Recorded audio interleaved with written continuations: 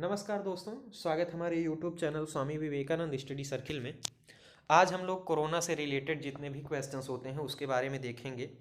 Corona की उत्पत्ति कहाँ हुई, कब इसका नामकरण किया गया, जितने भी कोरोना से रिलेटेड प्रश्न हैं उसके बारे में देखेंगे, क्योंकि एग्जाम्स में अब ऐसे प्रश्न आने शुरू हो गए हैं। इसलिए आपको जानकारी रहना बहुत ज़रूरी है ताकि आप ऐसे प्रश्नों को सॉल्व कर सकें। तो आइए शुरू करते हैं। कोरोना वायरस आखिर है क्या? तो कोरोना वायरस जो होता है वो एक आरएनए प्रकार का वायरस होता है। तो इसे आप लोग ध्यान दीजिएगा। अगर कोरोना वायरस पूछ रहा है क्या है, तो यह एक आरएनए प्रकार का वायरस होता है। आरएनए वायरस जो होता है, इसकी आनुवंशिक जीनोम का निर्माण जो है वो आरएनए अम्ल से होता है, तो इसे आरएनए वायरस कहते हैं। तो ये आप लोग जरूर ध्यान में रखना। आगे देखते हैं। अच्छा, इसका जो पहचान इसकी की गई थी वो 31 दिसंबर 2019 को की गई थी। और कहाँ की गई थी? तो ध्यान दीजिएगा, चीन में, चीन के हुबेई प्रांत के वुहान शहर में इसकी पहचान की गई। तो ये भी प्रश्न आ सकता है, तो इसलिए इसको भी ध्यान जरूर दीजिएगा। आगे देखते हैं। बहुत सारे ऐसे जो कोरोना से रिलेटेड प्रश्न हैं उसके बारे में हम लोग देखेंगे। आगे देखते हैं। कोविड-19 के लिए कौन सा वायरस जिम्मेदार है? जो कोविड-19 के लिए वायरस जिम्मेदार है उसका नाम पूछा है, ऐसे प्रश्न आ सकते हैं। तो उसका नाम SARS-CoV-2 है। तो इसे आप लोग ज़रूर ध्यान देना, वेरी इंपॉर्टेंट है, ये आ सकते हैं एग्जाम्स में। आगे देखते हैं नेक्स्ट। अच्छा, विश्व स्वास्थ्य संगठन यानी WHO ने कब कोरोना वायरस का आधिकारिक नाम कोविड-19 रखा है? ये प्रश्न भी बहुत इंपॉर्टेंट है कि कब WHO ने उसका नाम कोविड-19 यानी आधिकारिक नाम उसका कोविड-19, सब लोग जानते हो, तो कब रखा था? तो रखा था 11 फरवरी 2020 को इसका नाम कोविड-19 रखा गया। तो ये आप लोग ध्यान देना, ये वेरी इंपॉर्टेंट है। आगे देखा जाए, 14 दिया है, कोरोना की उत्पत्ति का सामान्यतः कारण क्या माना जा रहा है? तो ये सामान्यतः कारण समुद्री जीव या चमगादड़ से इसका जो है उत्पत्ति हुई है इसकी। तो ये भी प्रश्न आ सकता है, तो इसको देखते रहना आप। समुद्री जीव है या चमगादड़ से इसकी उत्पत्ति हुई है कोरोना वायरस की, तो ये इम्पॉर्टेंट होगा। अगला देखते हैं। जो भी इसमें क्वेश्चंस है सब इम्पॉर्टेंट है, आप लोग जरूर इसे ध्यान से देखिएगा। और जितना भी मैं आपको बता रहा हूँ ऐसे एग्जाम्स में प्रश्न बना सकता है, तो ध्यान जरूर दीजिएगा। आगे देखा जाए, कोरोना वायरस कितने प्रकार के होते हैं? तो इनको 7 प्रकार में बांटा गया है। तो ये चीज़ आप ध्यान दीजिएगा, 7 प्रकार कोरोना वायरस जो है वो 7 प्रकार में बांटा गया है। तो ये वाला ऑप्शन सही होगा, ऑप्शन नहीं है तो आप एक तरह से जानते रहिए। आगे देखा जाए। अच्छा, कोरोना के आगे नोवेल, नोवेल एक शब्द आता है ना कोरोना के आगे, किस लिए जोड़ा गया है वो नोवेल कोरोना वायरस? तो कोरोना का एक ये न्यू सदस्य है, तो नोवेल इसलिए जोड़ा गया है क्योंकि नया सदस्य है कोरोना के एक चेन में। तो इसे आप लोग ध्यान दीजिएगा, पूछ भी सकता है। कोरोना का नया सदस्य होने के कारण कोरोना के आगे नोवेल शब्द जोड़ा गया है। आगे देखा जाए, जो भी महत्वपूर्ण क्वेश्चंस हैं सारे के सारे इसमें हैं। कोविड-19 को किसने महामारी घोषित की? इसको महामारी घोषित किया गया है, तो किसने घोषित किया? WHO यानी वर्ल्ड हेल्थ ऑर्गेनाइजेशन, WHO ने इसको महामारी के रूप में घोषित किया है। तो ये भी महत्वपूर्ण है। आगे देखते हैं। कोविड-19 शब्द का तात्पर्य क्या है? यानी जो कोविड-19 रखा गया नाम, उसके उस शब्द का तात्पर्य क्या है? Very important. तो CO, कोविड में जो CO है उसका मतलब है कोरोना, ध्यान देना। और VI जो दिया हुआ है उसका मतलब वायरस है। D से डिजीज हो जाएगा। और आगे देखते हैं, 90 से मतलब 2019। तो ये चीज़ आप उसमें उस समय इस बीमारी की उत्पत्ति हुई थी, तो इसलिए WHO ने इसका नाम दिया है कोविड-19। और कोविड-19 का ये फुल नेम होता है। आगे देखा जाए, पहली बार कोरोना वायरस की पहचान कब हुई? पहली बार जब कोरोना वायरस इसी तरह से था कोरोना वायरस, तो उसकी पहली बार जब पहचान हुई थी तो 1960 ईस्वी में इसकी पहली बार पहचान की गई है। तो कोरोना वायरस की पहली बार पहचान 1960 ईस्वी में, ये ध्यान दीजिएगा।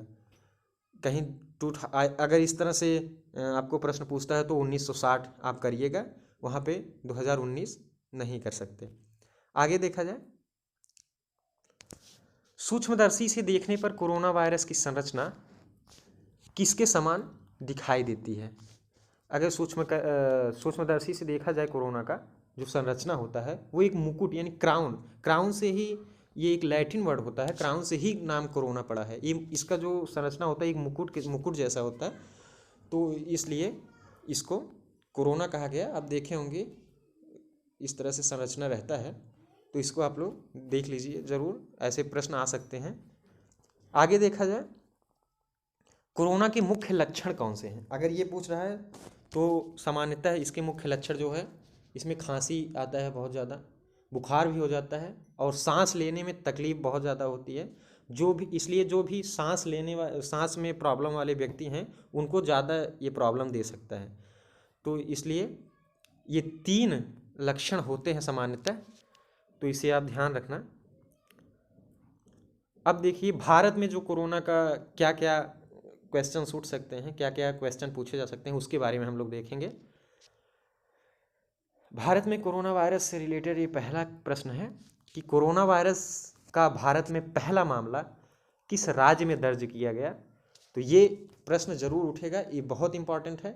तो पहला मामला जो है वो केरल राज्य में कोरोना वायरस का आया था भारत में, तो केरल राज्य यहाँ पे सही रहेगा, आप याद रखना। आगे देखें दूसरा क्या प्रश्न उठ सकता है यहाँ पे। दूसरा जो है, भारत में कोरोना वायरस से पहली मौत किस राज्य में हुई। कोरोना वायरस आया था पहला केरल में, और जो पहली मौत हुई थी जिसे माना जाता है वो कर्नाटक में पहली मौत इसकी हुई थी। इस वायरस की वजह से पहली मौत कर्नाटक में हुई, तो ऑप्शन ये मतलब कर्नाटक सही हो जाएगा। आप कर्नाटक याद रखना, दोनों में डिफरेंस जो है उसको जरूर ध्यान देना, जिस तरह से प्रश्न पूछेगा उस तरह से आप आंसर देंगे। आगे देखा जाए भारत का एकमात्र क्षेत्र जहां पर कोरोना का कोई मामला नहीं है, एकमात्र क्षेत्र यहाँ पे लक्षद्वीप है। लक्षद्वीप जो एक द्वीप है वहाँ पे कोरोना का कोई मामला नहीं आया है, तो ये वाला आपको सही होगा, ये आप लोग ध्यान देना। लक्षद्वीप यहाँ पे सही आंसर होगा। आगे देखा जाए कोरोना वायरस के कारण किस दिन देश में जनता कर्फ्यू लगाया गया था। जब कोरोना वायरस आया तो जनता कर्फ्यू लगा था, किस दिन लगा था आप लोगों को याद होगा, 22 मार्च 2020 को जनता कर्फ्यू लगाया गया था। प्रधानमंत्री के द्वारा जनता से ये अनुमोदन किया गया था कि सभी घर में रहें, तो जनता कर्फ्यू लगा था 22 मार्च को 2020 को, ये ध्यान देना। आगे जो है कोरोना वायरस के कारण कर्फ्यू लगाने वाला प्रथम राज्य कौन सा है। जब कोरोना वायरस हुआ तो पहला कर्फ्यू, यहाँ पे आपको 3 प्रश्न बनेंगे, तीनों को हम बारी बारी से देखेंगे। तो कोरोना वायरस के कारण कर्फ्यू लगाने वाला जो प्रथम राज्य होगा तो पंजाब। अगर ऐसा प्रश्न आया, ऐसा क्वेश्चन आया तो आप कर्फ्यू लगाने वाले में पंजाब जो है कोरोना वायरस के कारण पहला राज्य था जिसने कर्फ्यू लगाया। आगे देखते हैं कोरोना वायरस के कारण लॉकडाउन लगाने वाला पहला राज्य कौन सा है। अगर लॉकडाउन पूछ रहा है, कर्फ्यू पूछा तो पंजाब, लेकिन लॉकडाउन पूछा तो राजस्थान जो है वो पहला राज्य था जिसने लॉकडाउन लगाया था अपने क्षेत्र में, तो इसे आप लोग ध्यान देना, राजस्थान।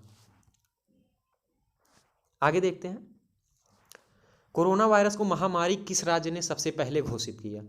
महामारी के रूप में सबसे पहले किस राज्य ने घोषित किया, तो आपको आंसर हो जाएगा हरियाणा जो है वो कोरोना वायरस को महामारी घोषित किया था, तो हरियाणा आप लोग याद रखना। तीनों में कंफ्यूज मत होना, इसे जरूर ध्यान देना, ऐसे प्रश्न पूछेगा और आप कंफ्यूज हो सकते हैं, तो इसको जरूर ध्यान दीजिएगा।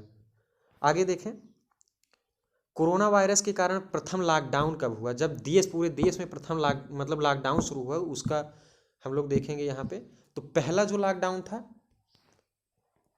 पहला लॉकडाउन आपका 25 मार्च से शुरू किया गया और 14 अप्रैल, ये पहला लॉकडाउन 21 दिन का था और इसमें किसी भी चीज़ की छूट नहीं थी, सख्ती के साथ ये लॉकडाउन लगा हुआ था।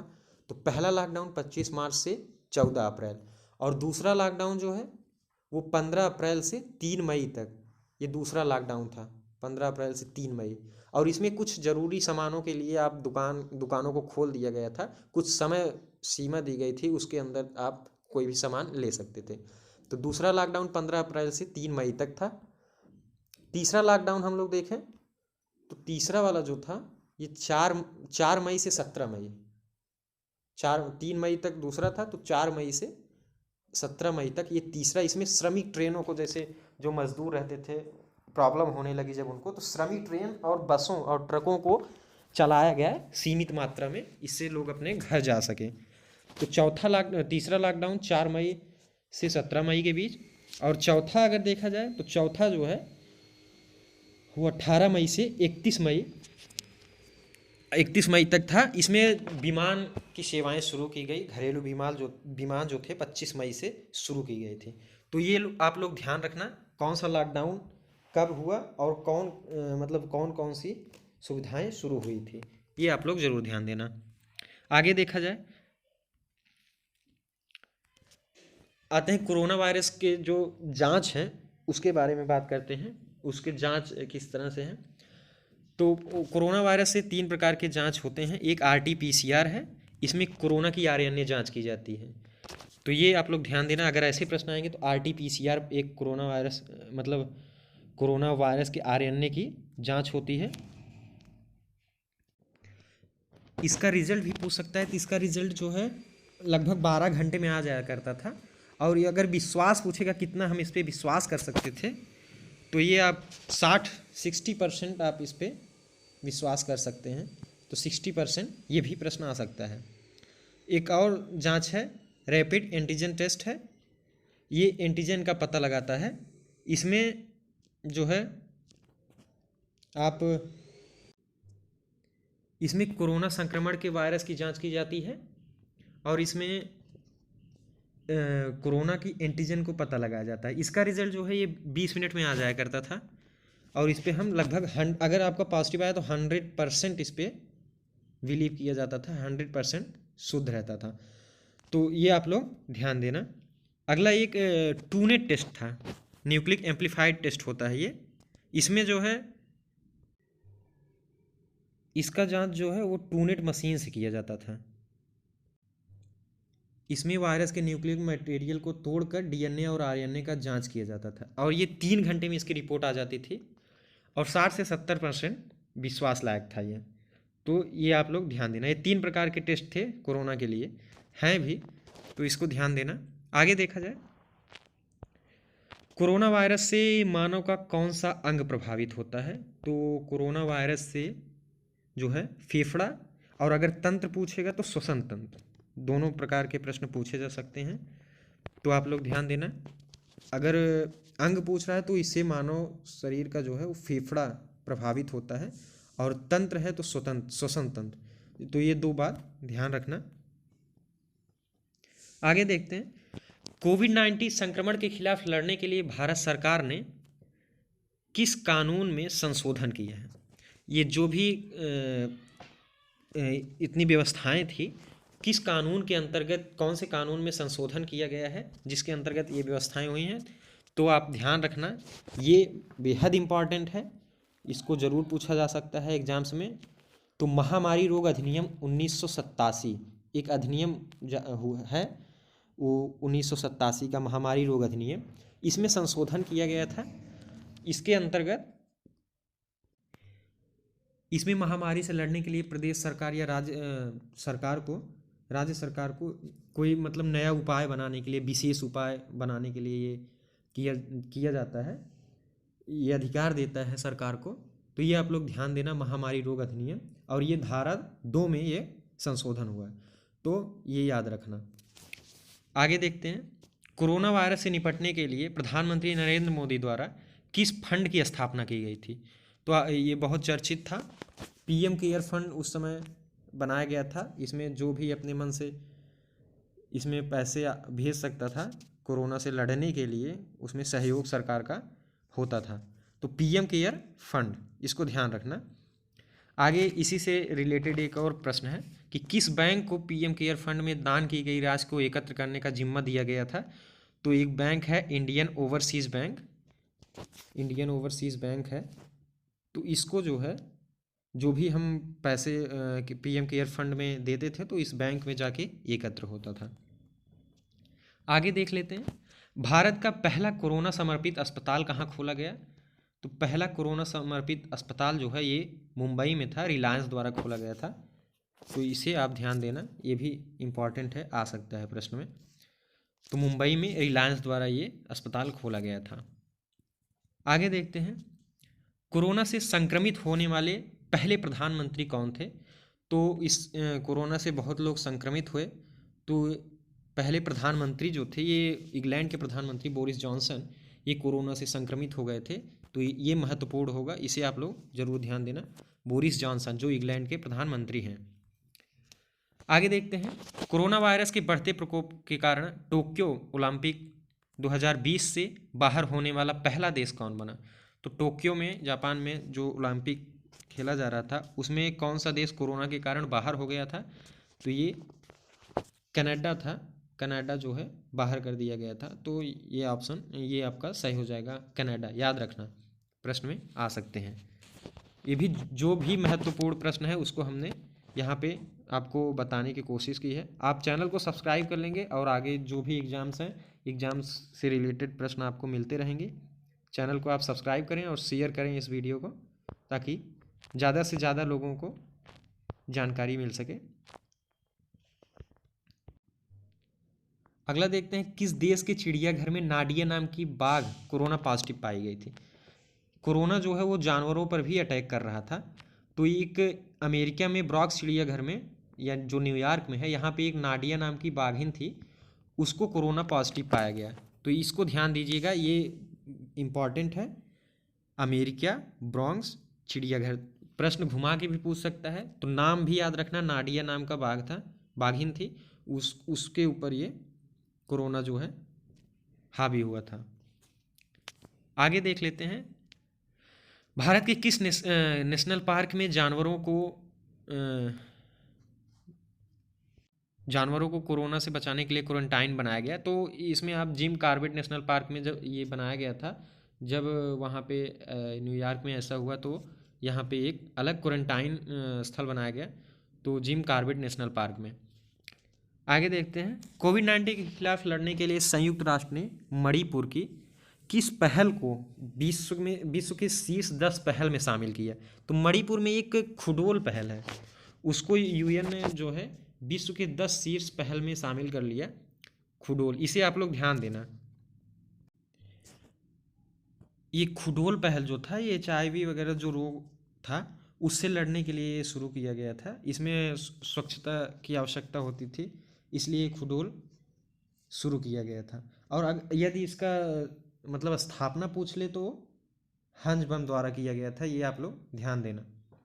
आगे देखते हैं हम लोग, भारत की पहली कोरोना वैक्सीन कोवैक्सीन को किसके द्वारा बनाया गया? कोवैक्सीन जो है भारत की पहली कोरोना वैक्सीन थी, ये भारतीय